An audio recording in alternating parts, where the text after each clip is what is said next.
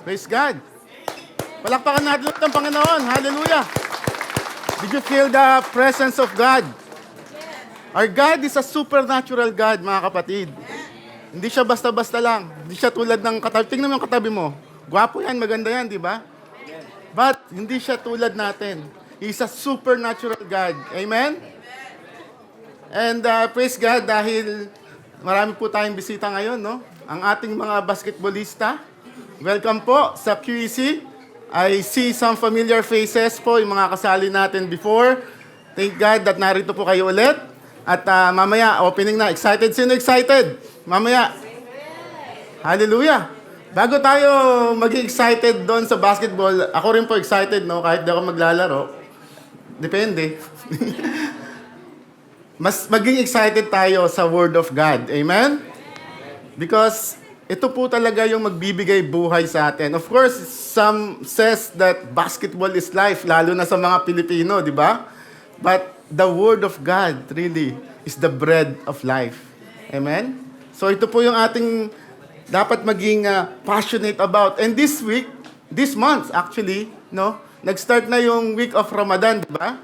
And also, I think in some of our friends, no, from other belief, they started yung tinatawag na Ash Wednesday, no?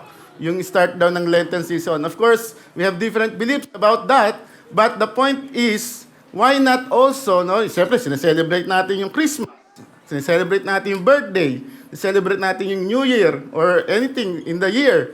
Why not, no, this time, gawin din natin, no, time to reflect. Amen? Okay lang po ba yon? Time to reflect. The start of the year, almost, ang bilis ng panahon, March na. So, ilang buwan na lang, December na naman. Let's take the opportunity, no? Time to reflect. Lord, ano po ba yung nais mo sa aking buhay, no? In this, sabi nila, is a Lenten season, no? So, let's actually, Bishop Beda, no, the ICAC, also declared, no, prayer and fasting. No, ICAC Church, ayun po yung mga praise God. Ayun po yung coalition of churches po rito, evangelical. So, Bishop Beda declared na magkaroon din tayo ng prayer and fasting like what our friends are doing, no, yung Ramadan. So, okay lang po ba yan? Praise God. Praise the Lord. Mas malakas ata ito. Dito na lang tayo. Medyo, mas maganda to. So, God bless din po sa lahat ng last week na baptized. Sino po yung mga na-baptized? Praise God. At alam ko po, God is going to do greater things in your life as you declare your allegiance. Kumbaga sa basketball, no? Na-trade ka kay Lord. Dati doon ka sa team ng kaaway, ngayon sa team ka na ni Lord. Amen? So, praise God po. At I believe na this month, marami tayong gagawin. No? Speaking of basketball, related po rito yung pag-uusapan natin. It's about victory. Sino ba yung magbibigay ng tagumpay, ng tunay na tagumpay or tunay na trophy sa atin? Ganun ba kadali makuha yung trophy na yon sa ating buhay? Is it that easy to have that victory in our life? But, para natin masagot yan, okay, dapat natin malaman bakit ba tayo nandito sa mundo. Okay? Sabi nila, para magtrabaho, mag-aral, magkaanak, magkapamilya, mag-retire. After that, kalas. Tapos ang buhay. No. Dapat po natin malaman, ito pong napaka-importante po na topic for the whole month. And I pray na makasama po namin kayo for the whole month. Napaka-importante po nito. Yung topic natin or the tema natin, our theme for this month, which is finding, ano ba yung tunay na identity o pagkakilanlan ng bawat sa atin. At dapat po, nakabase po yon hindi po sa ating trabaho, hindi sa ating bank account, hindi sa ating galing, or ngayon sa mga basketball, hindi sa galing sa basketball, that dapat nakabase po ito kay Kristo. Amen? So, to answer that question, ang tanong natin ay ganito. Ito po yung mga tanong natin. Sino ba talaga ako? Who am I? What is the meaning of my life? Natanong niyo po ba to? Sa inyong sarili? Saan ba ako patungo? Where I am going? Ano ba yung mga nagtotrouble or anxiety ko sa aking puso. Sino po ang gustong sumagot nito? Masagot ito. Who wants to answer this? Wants to know the answer for these questions? All of us. Amen? So, but, really, we cannot answer these questions kung hindi natin sasagutin muna yung mga tanong na ito. Dahil, sino ba ang naglikha sa'yo, mga kapatid, kaibigan? Para yung isang speaker. Para malaman mo paano gumagana yung speaker, tatanungin mo yung gumawa o nag-imbento ng speaker. At sino hindi naman nag-imbento, no, lumikha sa atin? Who created us? Jesus. So ito po yung pag-uusapan natin today. Who is Jesus in my life? What are the things He did for me? What does it mean that He died? No? He was buried and rose again para sa akin, for my sake. Ano yung ibig sabihin nitong mga tanong na to? So ito po yung pag-uusapan natin for today. Okay? So let's all pray po muna to ask guidance from our Lord. Hallelujah. Lord Father, thank you, Father, for this happy. I believe, Lord, that you're going to give us the joy, O Lord, of knowing your words and knowing your will and knowing, O God, kung sino ba kami. But before that, we pray, Lord, tell each one of us, O Lord, who really you are, O God. Sino ka ba talaga, O Lord? Ano ba talaga ang papel mo sa buhay namin, sa bawat isa narito? Ano ang nais mo sa buhay ng bawat isa narito? Ano ba talaga yung identity namin, Lord? Lord, this is our prayer, that through these words, O Lord, that we're going to tackle, O God, speak to us. Speak to us, O God. It is not me, but your words, O Lord, that is a double-edged sword, O Lord, alive, O Lord, ang mamungusap sa amin sa tulong ng banal na Espiritu. With the help of the Holy Spirit, we know and believe, O Lord, you are going to explain to each one of us who really you are and who really are we. Thank you, Father. Thank you, God. And this we pray in the name of Jesus. Amen and amen. Hallelujah. Praise God. Sige po, palakpakan natin muli ang Panginoon. Hallelujah. Praise Jesus. Siyempre, basketball ngayon, no? Basketball is life. Sino po ang kilala po ito? Kilala po niya yan. Ayan po yung mga greatest comeback. Si Michael Jordan, siyempre. Sino ba yung GOAT? Sino dito ang LeBron James? Si Brownie. Sino dito si Michael Jordan? Sino hindi nyo kilala si Michael Jordan? Wala kayong kilala. O wala lang kayong boto. Si Jaworski lang ang... Ito yung greatest comeback, no? Yung si Michael Jordan, nag-retire siya after yung Grand Slam nila noong 1990 to 1993, nag-retire siya. Tapos bumalik siya, comeback.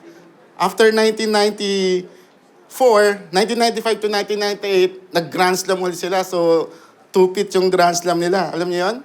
Ito, yung mga brownie dyan. Ito isa sa greatest comeback din, no? Yung from yung Game 7 na finals nila, ay yung first 3 games, nanalo po 3-1, no? Yung GSW, yung Golden State Warriors. O, sino yung Golden State dito? Ba't mahihayin ata yung mga tao ngayon? Parang hindi ata kayo nagbabasketball. Yung mga babae, naintindihan ko. Sino yung GSW? Oh, wala. Sino dito ang Cleveland during that time? So, that time, no? Kala natin talo na. Actually, Golden State ako actually. Kaya nga, 2016, pinanganak yung anak ko, Stephen, pinangalan ko eh. Kaso natalo. Kala namin panalo na, 3-1, biglang nahabol, no? Grabe. So, yung comeback na yun, no? Eto, medyo paluma tayo ng paluma. Sino nakakilala dito? Yan. Bahid David. Mobiline. Yan, si Taolaba. Si Taolaba, si Carriazo, di ba? Yung iba, sabi ng ibang millennial, sino yun? Google nyo na lang po, no? Ito yung quarterfinals na last seed po ang Hinebra. Last seed, pang-8, oh. Tapos, at that time, yung tira ni Bahid David, yung epic na tira niya, yung pakahoy na tira niya, no, pumasok. Sigawan lahat. So, comeback. Praise God. Buzzer beater. Nanalo po sila that time. So, yung first seed, Mobiline natalo. Okay? At pinakamatindi na comeback, ano po yung pinakamatinding comeback na aalala nyo po? Ang pinakamatinding comeback na aalala ko po is sa barangay Pitong Gatang. Alam niyo po yan. Di ba? Si Pitong, last 2 seconds, pinasa kay Pitong, 20 ang lamang. Pinasa kay Pitong. Tinira ni Pitong. Pumasok. Sabi ng announcer, Pitong, 3 points. 21 yun. 7 times 3, 7, di ba? Lamang pa ng isa, panalo po. That's the greatest comeback na naalala ko po. No? Dating lumang joke na yun, but yung mga comeback no, na naalala natin, yung mga sa sports, nangyayari po yan. No? Kayo, if in case, halimbawa, nangyari sa inyo, nakasama kayo sa game, nasa bench kayo, or fan kayo, tapos tambak na tambak yung team nyo, ano yung mararamdaman nyo? Siguro mawawalan na kayo ng gana, no? Mawawalan na kayo ng pag-asa. Yung iba nga, nag-uuwian na. Tapos doon sa bench, minsan nagsisisihan pa. Ito kasi hindi pinasa. Ito kasi, si coach kasi hindi ako pinasok eh. Ganun pa eh, no? So, ayun po yung, minsan naman, nababaligtad yun kahit tambak na, no, sa laro. Sabi nga nila, di ba, anong kasabihan? Bilog ang bola. So, people love stories like this because it inspires hope. No? Sa kabila ng katambakan, pwede pa rin manalo. No? Na yung mga coming from behind stories.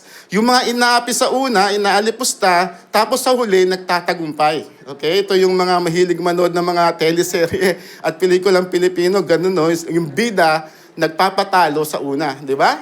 Kaya nga nanonood tayo. So ngayong umaga, may isang bida po tayong pag-uusapan. Just like in sports and movies, life also has moments of failures, of disappointments, of loss. But the greatest comeback ay hindi po nangyari sa basketball court. Ito po yung nangyari sa empty tomb doon po sa Jerusalem.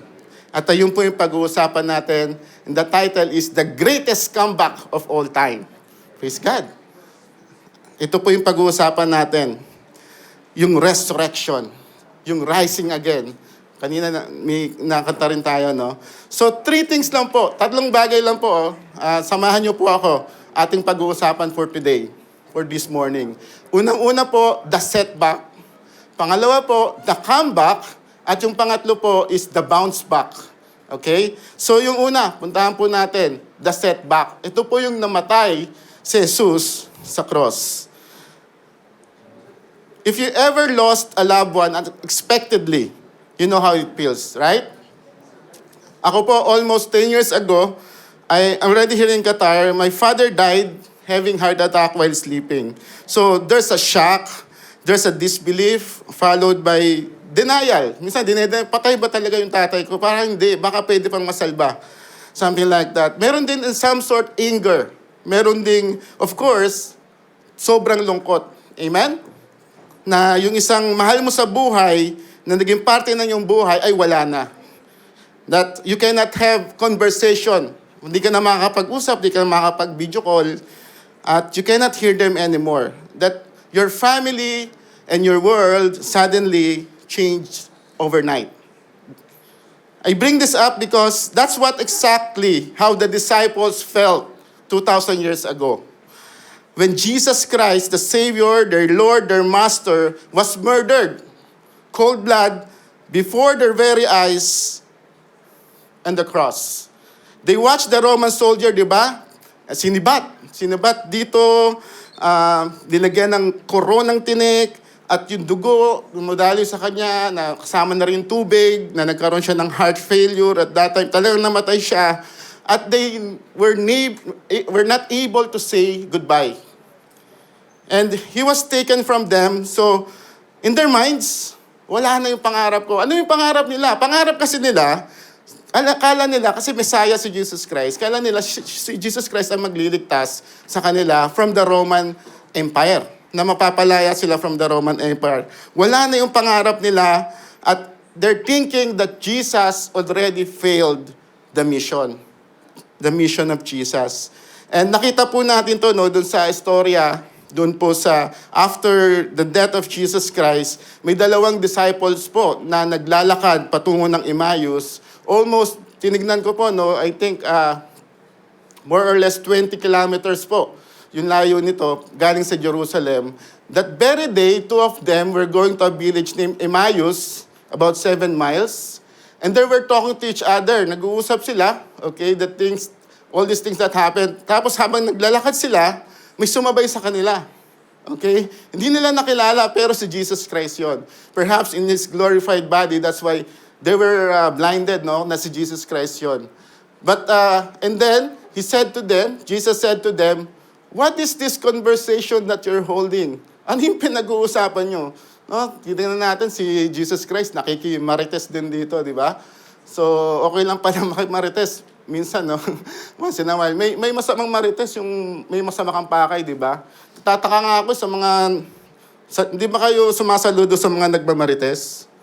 Kasi, isipin nyo, yung problema nila, kinakalimutan nila para problemahin yung problema ng iba. Di ba? Ang gagaling nila, no? So, eto, nakikimarites si Jesus, no? At nakita nila, looking sad.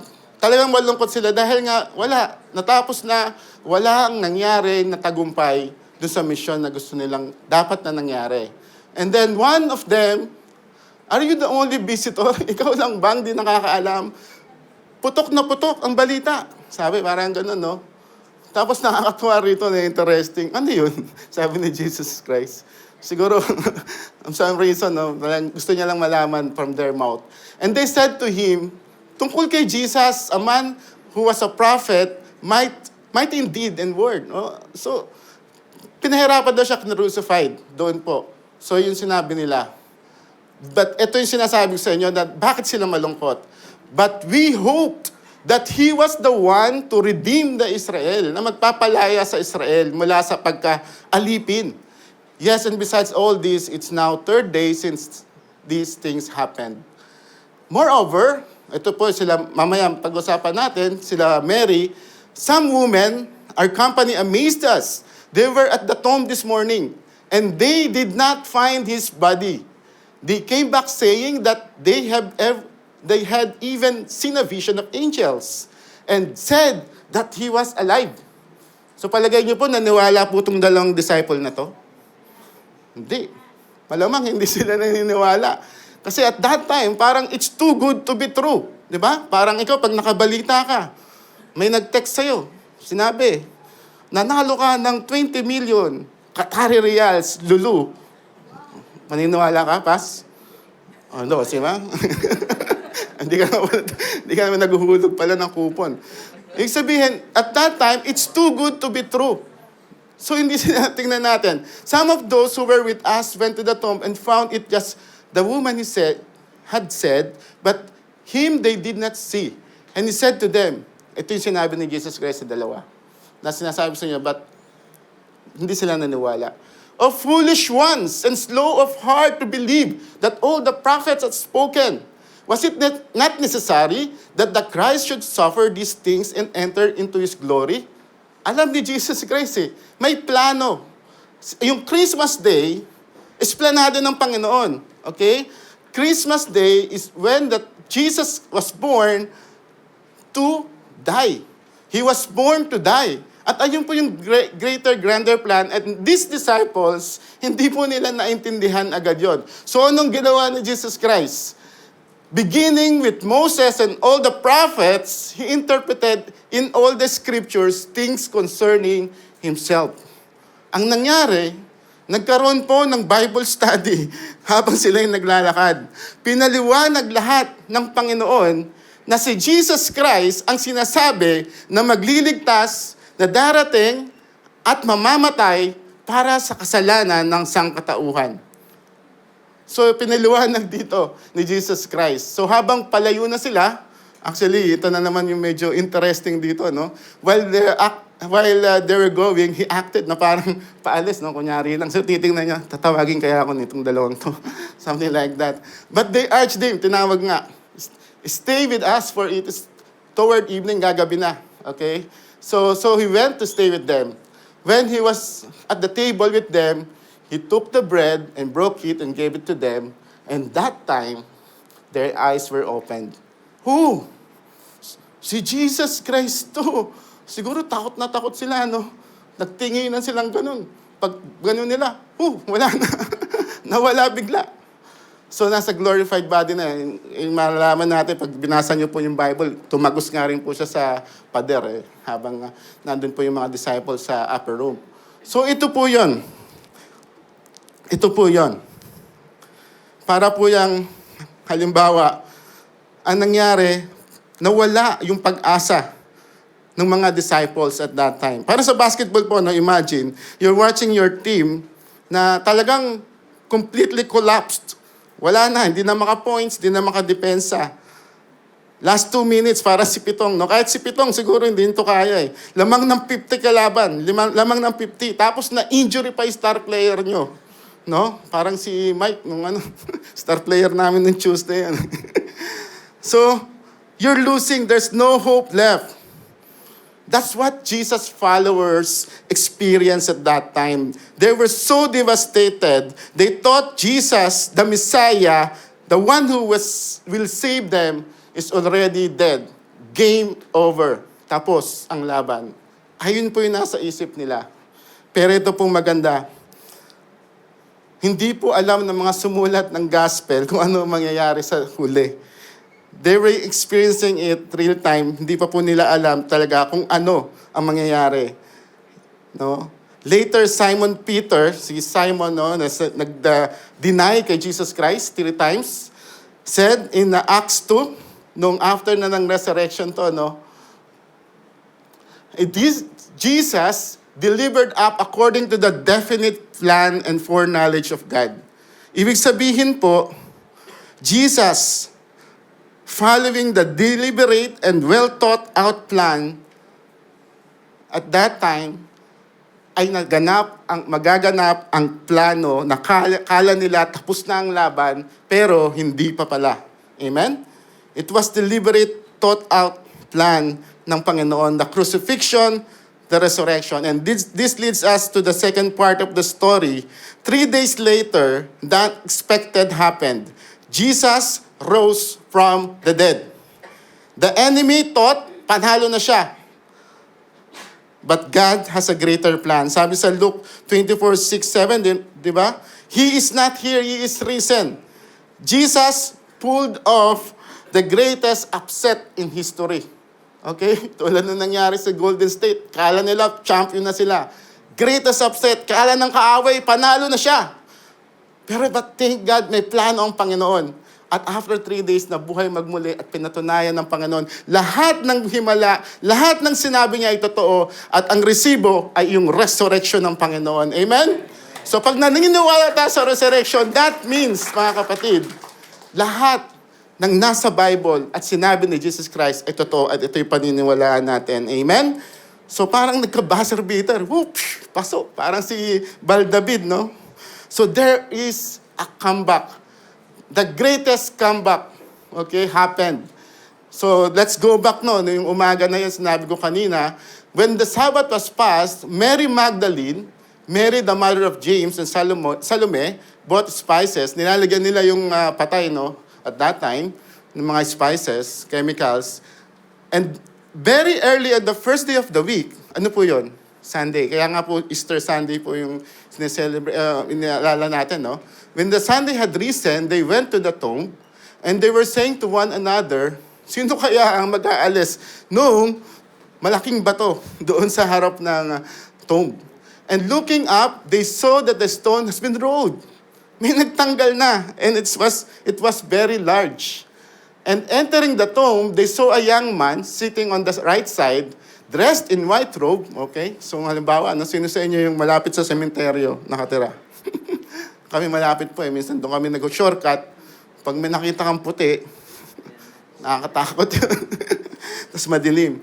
And said to them, do not be alarmed. You seek of Jesus of Nazareth who was crucified. He has risen. He is not here. See the place where they laid him.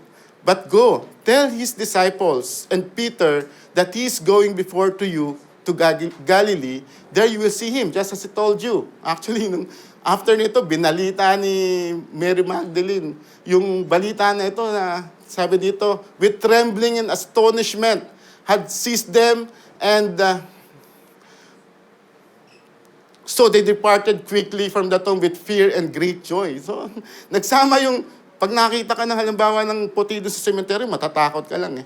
But here talagang naramdaman na fear and great joy. Naranasan niyo po ba yun? Fear and nagsama yung fear. I believe this is the fear of God. And great joy dahil alam nila na may pag-asa pa. Nakala namin talo na kami pero may pag-asa pa. Yung fear and great joy, no, naalala ko last month, no, pumunta kami ng Abu Dhabi. Sinamahan ko lang talaga si Sedi. Yung isang ride doon, talagang ganun-gano, no? Si, nag-back out eh, si Kiro eh. Nung nakita niya, hindi na. Talagang sabi ko, bahala na. Bahala na, pero totoo, natatakot ako. Medyo may kaba. Pero pagdating doon, pagsakay, pag-ikot, para kay hagis, tawa na lang ako ng tawa. Tinawaan ako. Kada hagis, tawa ako ng tawa. So, naalala ko po, no? Kasi, yun, meron kang takot, meron kang joy, no? Ito siguro yung naranasan ni Mary Magdalene at that time. And behold, Jesus met them and said, "Greetings!" And they come up and took hold of his feet and worship him. Nakita nila si Jesus Christ at that moment, first time, at parang wala lang. Parang walang nangyari. Parang sila, kamusta? Parang ganun lang, no? Hello. Hi. And they came up. Narealize sila, si Jesus Christ nga to. So talagang din-worship nila ang Panginoon. So makita natin, no, ang Diyos ay, si Jesus ay hindi lamang tao, siya ay Diyos. Amen? Because even the disciples, sana sinaway niya eh. Hindi ako Diyos. Huwag niyo akong worship. No. Jesus was worship at this time. Amen? So pag may sinabi sa inyo, na nabasa kayo sa internet, may narinig kayo na podcast or anything na si Jesus ay hindi Diyos, pakita niyo po ito. The disciple worship Jesus and hindi niya sinaway. Amen? So and Jesus said to them, "Do not be afraid. Go and tell my brothers to go to Galilee and they will see me." Amen? So, yun po yung nangyari. Yung miracle na yun. Sabi po sa John 20 naman, no? Mary stood. So, nung una, wala doon si Jesus. Okay? Nung binasa natin kanina, wala pa doon si Jesus. Pumunta, binalita niya sa disciples. So, pumunta yung disciples, si Peter and John. Actually, nagkarerahan pa sila. Palagi yung sinananalo. Nanalo si John. No? Sabi, the disciple that whom Jesus loved, siya yung nanalo, siya yung nauna. At nakita nila, yun nga, sinabihan sila na pumunta sa Galilee. But, persistent to si Mary Magdalene. Nanatili siya doon. Gusto niya talagang makita na si Jesus Christ. Mary stood weeping outside the tomb. And she wept, she stooped to look at the tomb. And he saw two angels sitting where the body of Jesus had laid. One of them sa unahan, sa paanan, doon po sa libingan. And they said to her, "Woman, why are you weeping?" Ito po yung angels, no? She said to them, "They were taken away, my Lord, and I do not know where they laid him." Kinuha siya. So yun yung takot din ni Mary Magdalene. Having said this, she turned around. Paglingon niyang ganon, may nakita na naman siyang isang tao at ayun na po si Jesus. No? Naging persistent siya. No? Makita natin dito. And he saw Jesus. Sabi ni Jesus, "Woman, why are you weeping? Whom are you seeking?" Supposing him to be a gardener. Kala niya hardinero. "Sir, if you have carried him," hindi niya rin nakilala, na tulad ng mga disciples sa Emmaus, pwedeng sabihin niyo kung nasan siya. Para mapuntahan ko, sabi niya kay Jesus Christ. But Jesus said to her, "Mary." At that time, na-recognize niya na si Jesus Christ. She turned to him in Aramaic, "Rabboni," which means teacher. Jesus said to her, "Do not cling to me." Okay, ito po yung famous word. Sino po sa inyo nag-aral ng No Limit Angere nung high school? Dito po kinuha yun. "Touch me not, for I have not ascended." Actually, if you're going to look at the Bible, di ba tinouch ni Thomas, yung side and yung hand, what God is telling here, actually, there's a different ball game. I mean, different iba na. Hindi lang ako makakasama nyo, okay? After I resurrected and I ascended in heaven, hindi nyo lang ako makakasama, kundi I will dwell in you. Ito yung gusto sabihin actually na parang talagang gusto pang makasama nila sa lupa ni Mary Magdalene ang Panginoon. But really, we as Christians, tayo po mga Kristiyano, no? Just imagine kung si Jesus, tao pa rin, nandito pa rin. at nakikita nyo, gumagawa ng himala, siguro pupuntahan nyo. Di ba, nung Gilas? Sino dito nanood? Pupuntahan nyo yung idol nyo, di ba? Sino idol nyo doon? Sino yung pogi doon? Si Dwight, di ba? Pupuntahan nyo. Pero ito si Jesus, kung nandito siya, pupuntahan nyo, limited. But here, after ascension, after resurrection, He can dwell in you. Amen? So He's not limited with space anymore. I've seen the Lord, binalita niya doon po sa mga disciples.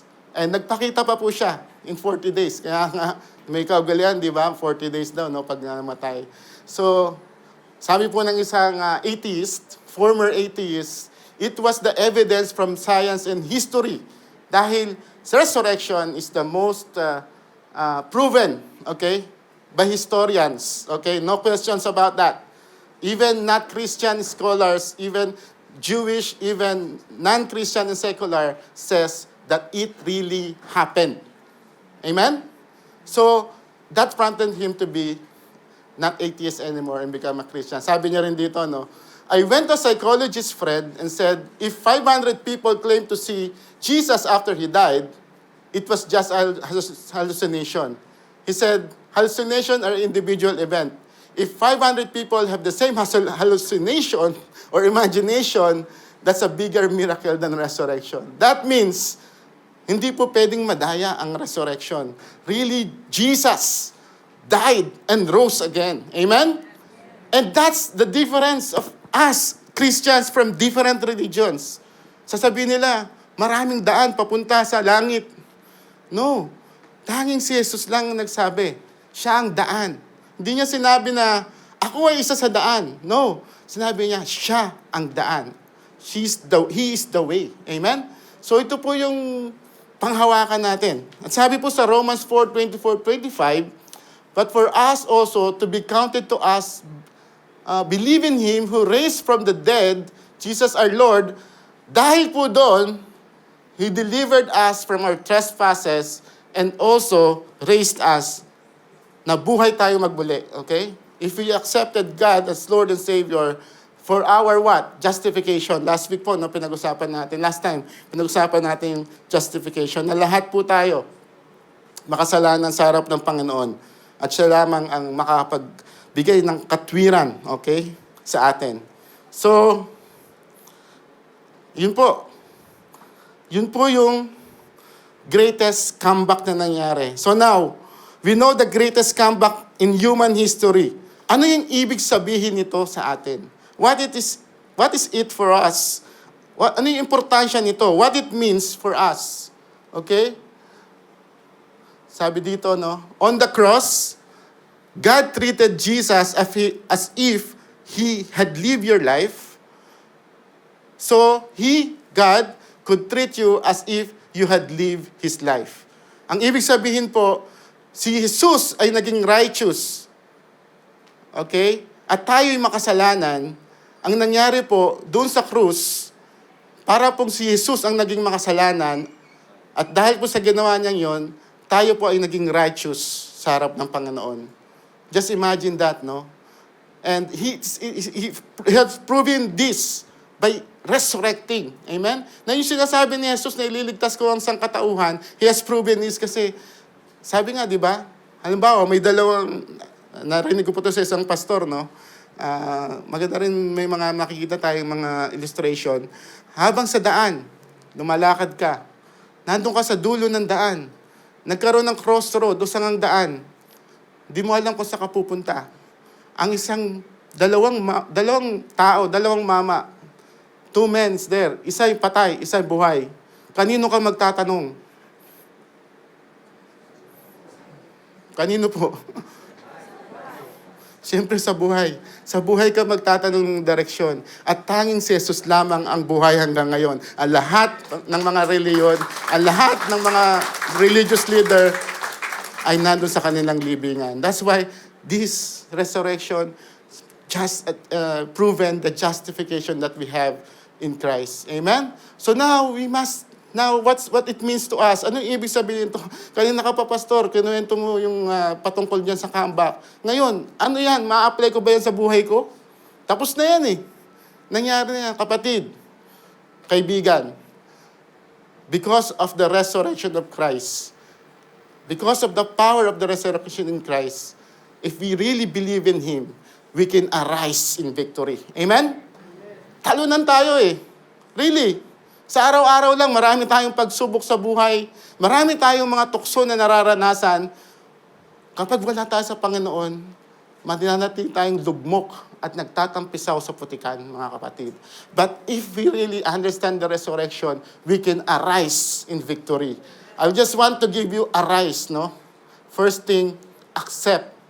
This is my suggestion to you, no?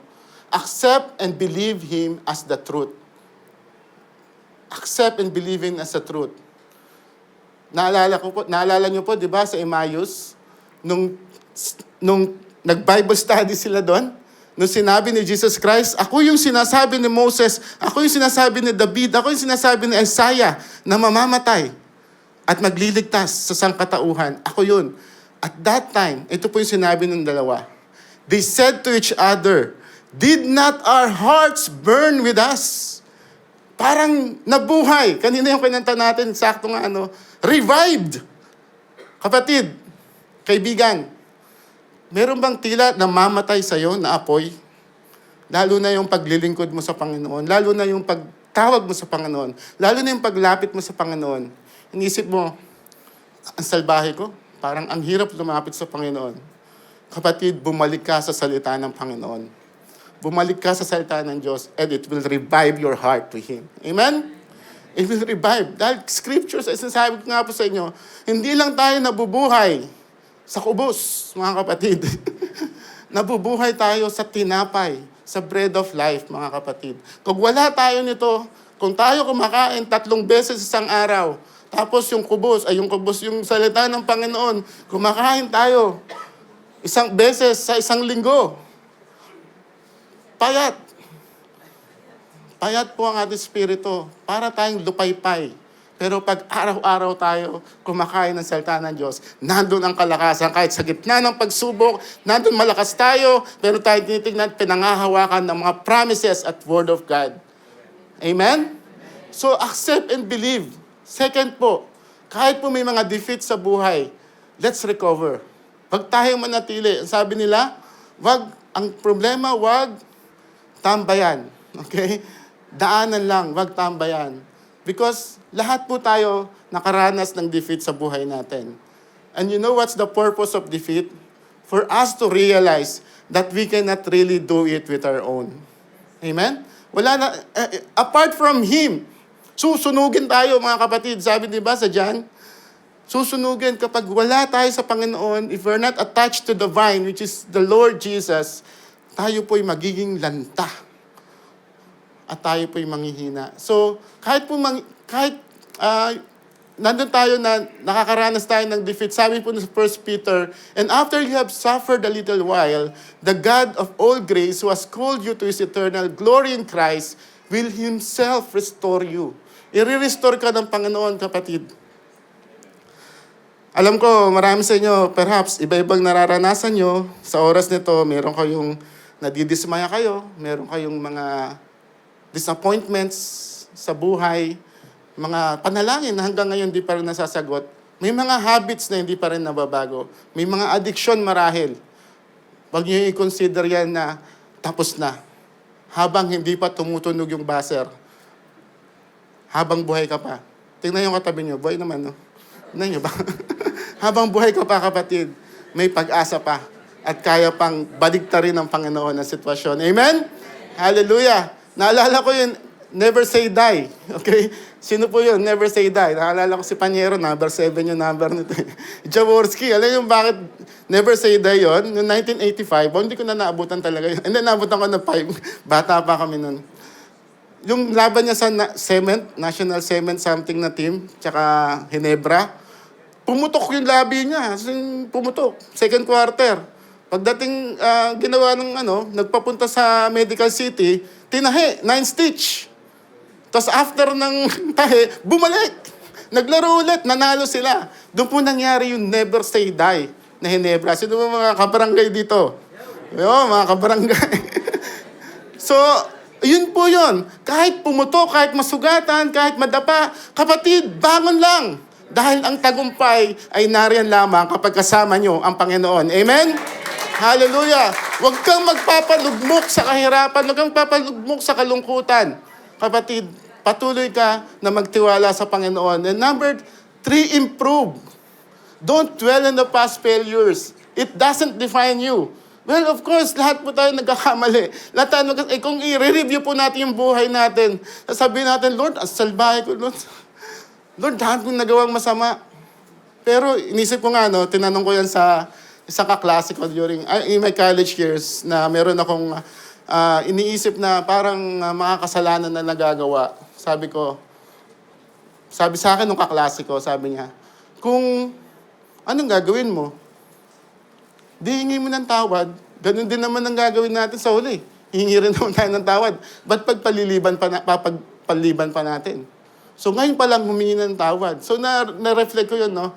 Na ano man yung failure ko, mga nagagawa kong hindi maganda, tumayo tayo at improve natin with the help of the Holy Spirit. Hindi natin kaya eh. Hindi natin kaya mag-isa. Totoo lang. Sabi ko nga, it is not difficult to be a Christian. It is impossible to be a Christian without the help of the Holy Spirit in your life. Really. That's the truth. Ayun po sinasabi sa Romans 7 and 8. Basahin niyo po, Romans 7 and 8. Only by the power of God that we can change, really. You know, last month, there is no condemnation already in us. Amen? Wala nang condemnation sa atin. Amen? Don't dwell in the past. May I call po isa po ating kapatid na magpapatotoo sa kanyang buhay, no? About his past. Pwede ko bang tawagan si Brad James?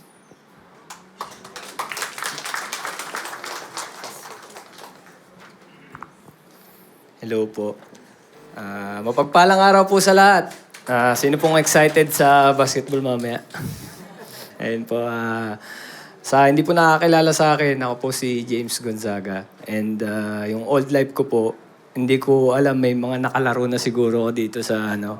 Ang team ko po ay sa Tropang Aspire. Ayun po yung team ko sa basketball, si Kevin. Shoutout.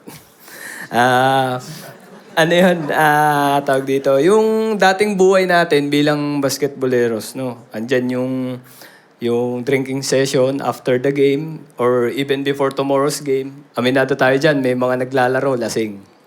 Tama? Pero yun yung mga bagay nung dating ako. Kasi syempre team kayo eh. Alangan namang hindi ka sumama. 'Di ba? Ganun yun. Tapos meron pa din diyan yung syempre lahat kailangan gumawa ng highlights, kailangan maganda yung laro mo. Tapos sa practice ganun din. Tapos mostly naglalaro tayo para sa team. Kumbaga family na kayo eh. Kayo yung magkakasama araw-araw, magyayaan lang ng karak. Pero mostly talaga inuman eh. Ewan ko kung bakit, pero apaka-unhealthy. Yun yung dati kong buhay nung bago pa ako makakilala kay Lord. Tapos andyan din yung pagdayo. Sino sa inyo yung mga nakadayo dyan sa Esdan, sa Wakra, tsaka sa Industrial. Ayun, usually sa Industrial kami. Hindi lang yung dayo na para lang makipaglaro. May kasamang pustahan yun. So, kayo bilang naglalaro ng basketball, siguro alam nyo naman kung gaano ka height yung laro pagka may pusta. Pag may karga, sabi nga nila. Ayun. So, ayun, yun yung dati kong buhay, no, na, ayun, pagka galing sa trabaho, laro, tapos after ng laro, inuman, tapos ganyan. Parang yun na lang yung naging routine na, kasi tayo bilang OFW tayo dito sa Qatar, no, malaking bagay kasi yung basketball sa buhay natin. Kumbaga, as a daily activities, na-exercise tayo. Pero meron kasing mga hindi magagandang gawain na nai-incorporate dun sa pagbabasketball. So, yun. How I was born again, I met my colleague, Pastor Dave Alba. Siya yung nag-invite sa akin dito sa church. Kumbaga, kung paano, ayun, kagaya nyo rin po, nakaupo lang din po ako dyan. Tinanong niya ako kung gusto kong mag-basketball. Nung nasa opisina po ako, sabi ko, sige, without knowing na pupunta sa church or something, ayun, na in-invite niya ako na, gusto mo maglaro? Naglalaro ka ba? Oh, sige po, sali ako dyan. Tapos sabi, church league daw. So, ayun. Tapos, nag-attend ako kasama ko yung asawa ko. Nag-attend kami ng Friday worship. And something really changed our life starting from that. Kumbaga, when we enter on that door, yung presence ni Lord is mafe-feel mo talaga. Kumbaga, then yun yung turning point na nung pumasok ko dito at paglabas ko, parang nawala na yung dating ako. Kumbaga, yun yung tinanggap ko sa sarili ko na si Lord na yung mangunguna sa takbo ng buhay ko ngayon. Yung hindi na yung ako, hindi na yung basketball, hindi na yung ano. Kasi maikli lang ang buhay natin eh. Kung para ilaan mo dun sa mga bagay na hindi magpupuri sa Panginoon. Tapos, ayun po, after 4 months, nabaptize kami. Then, the rest was history na. Ayun po, ano po yung mga nabago sa buhay ko nung na-born again po ako. Ito po, yung una po, yung life realization with Jesus Christ. That we cannot live alone without Him. Ayun po talaga yung nag-ano sa akin. Tapos as a player, as a basketball player po, I refrain from cursing. And minado minsan nadudulas po. Pero ayun po yung pagmumura. Yun po yung kaibahan talaga nung liga na nilalaruan natin sa mga labas. Yung sa mga liga sa labas at liga sa church. Ayun po. Tapos isa pa rin po yung kung paano tayo maglaro ng nasa puso natin si Kristo. Kapag naglalaro tayo. Yung nag-e-enjoy lang tayo, tapos bonding moments kasama yung mga kalaro natin. Usually kasi kapag sa normal na liga po, ang tingin natin sa kalaban natin, kaaway. Parang, 'di ba? Hindi siya parang hindi appropriate po yung ganun. Masarap na maglaro na magkakaibigan kayo after po ng game is magkakaibigan kayo, magkita kayo sa mall, kamustahan, ganyan. Oy, andiyan ka pala. Ganon. So, yun po yung nabago sa akin, sa buhay ko nung nakakilala po kay Lord. Tapos, andyan na din po yung nag-join po kami sa cell group ng asawa ko po. Tapos, yun po yung nakatulong sa amin kung paano po lumalim yung pananampalataya namin kay Jesus Christ. Yun po talaga yung yung pagbabad po sa kanila sa CG po, sa cell group. Tapos, ayun po, nakita niyo po kanina, tumugtog po ako. Lately lang po, nag-join po ako sa music ministry para tumugtog po. Kasi po dati, ayun din po, during my old life, I was playing guitar po sa mga inuman. Ayan. yun po talaga yung yung dati na Tapos after some 8 years ago, tinry ko po ulit and I thank God na naibalik po yung wisdom sa pagtugtog po. And actually, it's a privilege po na mag-serve po sa Lord. Hindi naman po lahat nagkakaroon nun. Pero hindi lang din po dito na nangyayari yung pagsaserve natin kay Lord. Maging sa labas po, sa pagtulong po sa kapwa natin, sa pagpapatawad sa mga nakagawa ng kasalanan sa atin. Ayun din po ay some sort of serving po patungo sa Kanya. Tapos ayun po sa encouragement po, ayun po as a basketball player, I want to impart sa lahat po na ang kalakasan po ay nanggagaling kay Lord. Kay Jesus lang po nanggagaling ang kalakasan. Kasi hindi po tayo habang buhay malakas maglaro. And we always have to seek and ask the Lord for strength in our life as an OFW here in Qatar. Kumbaga, sa kabuuan po, kahit naman po, may siguro may nabalita na po kayo na nawala. I mean, na-aksidente dun sa pagbabasketball. Ayun po, yun po yung isa sa masakit na na anytime pwede po mangyari sa atin yun. Pero yun po, kung tayo po ay nakay Lord, anuman po ang mangyari, yung will pa rin niya po ang masusunod. At rest assured po na protected po tayo palagi kapag kasama siya. And yun po, prayer works in all aspect po. Bago po tayo maglaro, magsimula ng game, we always ask the Lord to incorporate in the game. Kumbaga, manalo matalo, okay lang. Basta ang mahalaga, nag-enjoy ang lahat at binigyan natin ng papuri kay Lord kung ano man yung mga nangyari sa loob. Tapos, change the game of life. Let God intervene and trust everything to Him. Yun yung sinasabi minsan sa laro nga na one stop. Di ba yung parang gusto nyo na mahabol yung score ng kalaban, pero one stop tayo. So yun yung parang gusto kong baguhin natin sa buhay natin as a basketball player. That we have to change the game of life. Kasi dito, eto po, when we win, it comes from the grace of the Lord. Hindi yun dahil sa sarili nating ability, dahil magaling tayo. Hindi po yun dun. Hindi po yun dun. Kasi kung dun lang po manggagaling yun, pag edad po natin, siguro si Lebron, 40. Nakita ko naman kanina, naglaro siya. Ang ganda ng laro niya. Pero di natin alam, bukas makalawa. Wala na yun. So, the only strength is coming from the Lord. And it is His grace, through His grace, kaya yun nagagawa ng tao na yun. And when we lose, it's a lesson from Him for us to learn. So yun yung dalawang bagay na kapag tinanggap natin si Jesucristo, magbabago talaga yung mindset natin pagdating sa laro. Ayun po. And I want to impart also one verse, which is my favorite verse po, no? Yung James 4:10. Humble yourselves unto the Lord and He will lift you up. Ayun lang po. Salamat. God bless.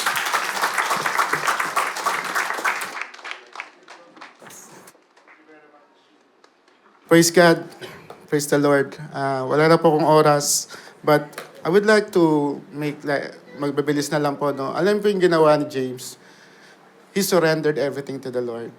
Wala siyang pag-asa na magbago sa sarili niyang lakas, but tanging sa Panginoon, may pag-asa. And not only that, yung buhay natin, marahil sinasabi natin, di na natin kayang magbago, di na kaya nating nagpasan yung pagsubok na pinagdadaanan natin, may it be in our families, may it be in our work or job, relationships. But sinasabi ng Panginoon, may pag-asa pa. Sinabi niya sa John 11:25, I am the resurrection and the life. Whatever is dead or dying in your life right now, cling on Jesus. He is the resurrection and the life. At kaya niyang ibangon muli kung ano man namamatay sa iyong puso sa oras na ito. And not only surrender, but in trust. Alam niyo po yung pagkakaiba ng believe at in trust. Believe, pwede ako maniwala. Maniwala lang sa utak lang. But believe is in trusting. Pinagkakatiwala ko ang buhay ko tanging sa Diyos. Alam niyo yung prank, di ba? Yung prank na magmumotor, tapos ganun. Yung mga prank na trust prank, no? Pag may dumadating sa buhay nyo, magtiwala ka, anak. Gagawin ba natin pag sinabi ng Panginoon? Yun po yung sinasabi rito. Not only we surrender, but we fully entrust. Hindi yung sarili nating laro ang masusunod. Gawin po nating coach ang ating Panginoon. Hindi po yung sarili natin ang sarili nating coach. Dahil papalya at papalya tayo. Sabihin ko po sa inyo, that's the truth. But pag si Jesus ang coach natin, kahit malubak, kahit tambak, alam natin, sa huli, tagumpay pa rin tayo. Amen? Hallelujah. Conclusion po mga kapatid, no sports comeback in history compares to the greatest comeback, which is the rising of Jesus from the dead. Jesus rose for the dead. Why? So He could have a new, changed, and abundant life. Amen? He came not to kill and destroy, but to have your life, no? Abundant life, in spirit, no? Ayun gusto sabihin dito. His victory over sin and death offers hope, redemption, and fresh start for those who believe in Him. Praise God. I will leave this reflection po sa inyo. Just like an athlete who chooses to get back in the game, you have a choice today. Will you trust in Jesus for your comeback? Jesus offers you right now, at this very moment, a fresh start. But hindi po mangyayari yun. Parang bola yan. Pag pinasa sa'yo, pag binigay sa'yo yung bola, it's up to you kung sasaluhin mo yung bola. You have to accept it. Can I ask everyone to please stand up? Alam ko po, medyo nag-overtime tayo ng konti. I would like to, sing this, all of us to sing this song prayerfully. Dahil sinabi ng Panginoon sa Romans na kapag tinanggap natin yung lahat ng ginawa ng Panginoon, sa Romans 10:9-10, because if ye confessed with your mouth that Jesus is Lord and believe or trust in your heart that God raised Him from the dead, you will be saved. For with the heart one believes and is justified, and the mouth, yung bibig po natin, is the one who confess, and then we will be saved. Marahil naniniwala kayo kay Jesus, alam nyo na to, narinig nyo na to, but gusto ng Panginoon, hindi mo lang siya marinig, kundi tanggapin mo siya buong buo sa iyong puso. Mga kapatid, sa basketball may tinatawag na shot clock. Ang problema sa ating buhay, hindi natin alam kung gaano katagal yung shot clock. At anytime, pwede tayong mawala sa mundo na to. Kaya sabi ng Panginoon, yung pinaka-the best na tanggapin mo siya is yung first time na narinig mo ang mabuting balita na to. Marahil narinig mo na before.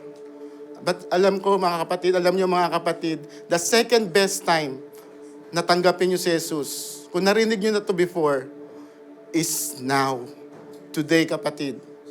Huwag mo na ipagpaliban. Dahil gusto ng Panginoon, makasama ka niya at maranasan mo ang power of resurrection. That He can change you. Any hopeless situation in your life right now, anumang pagsubok, tukso, temptation na nararanasan, napakatindi, nawawala ka ng pag-asa, tambak ka na. Ang Panginoon, ang tangi mong pag-asa, tanggapin mo siya sa oras na ito. Alam ko, nangungusap sa iyo ang Panginoon, hindi aksidente na narito ka sa lugar na to. Ito yung tinakdang araw ng Panginoon para siya'y tanggapin mo. Kung ikaw yung kapatid, maaari bang itaas mo yung kamay as sign of surrender to the Lord? Bilang surrender sa Panginoon, maaari bang all looking, bowing their heads? As a sign of surrender to God, can you raise your hand to the Lord right now? Kapatid, kaibigan, nakikita ka ng Panginoon. Hindi ka nagtaas ng kamay sa tao. Hindi ka nagtaas ng kamay sa pastor. Nagtaas ka ng kamay sa lumikha sa iyo, na mahal ka, na namatay para sa iyo. Maari bang sumabay ka sa panalangin na ito as a prayer of surrender to the Lord? Panginoong Jesus, ako'y nananampalataya na namatay ka para sa akin. Patawarin mo ko sa lahat ng aking nagawa. Naniniwala ako na kaya mong baguhin ang buhay ko. Subalit magsisimula ito kapag ginawa kitang sariling Diyos at tagapagligtas. Mula sa araw nito, Panginoon, manahan ka sa puso ko. At ikaw na ang aking Diyos, hindi na ang aking sarili. Maraming salamat, Panginoong Jesus, sa iyong pag-ibig. Praise God. Praise the Lord. Kapatid, kung pinanalangin mo ang panalangin na yon, you've been part of the family of God. Hindi ka lang basta-basta ikaw ay anak ng Diyos. In faith, by faith, in Jesus' name, you've been saved. You've been saved. It is the promise of God. And from now on, you will walk according to your Father. Yung Father mo na holy. I pray na patuloy ka na lumakad sa katwiran ng Panginoon. Hallelujah. And I pray sa oras nito, sa mga tao na may mga matinding pagsubok, na nawawalan na ng pag-asa. Sa oras nito, I declare, and by faith, claim by faith, na bubuhayin ng Panginoon ang lahat na namamatay sa iyong puso. Ang pag-asa na yon ay bubuhayin ng Panginoon at whatever prayer that you're praying right now, may it be personal prayer for family, may it be relationship, anuman ang pagsubok na pinagdadaanan mo, ang Panginoon ang gagawa ng paraan at siya ang tanging makapangyarihan at kayang sumolve ng lahat ng problema sa buong mundo. In Jesus' name, I claim na pinagkaloob na ng Panginoon ang solusyon sa iyong buhay. Patuloy kayong magtiwala sa Panginoon. Thank you, Father, for today. Thank you, God, for your presence. Thank you for your goodness to all of us. Thank you, Jesus, for dying on the cross, resurrecting, and living within us, oh God. Thank you, Father. And this we pray in the name of Jesus. Amen and amen. Hallelujah. Praise God. Praise the Lord. Purihin ang Panginoon. Purihin natin ang Diyos. Hallelujah.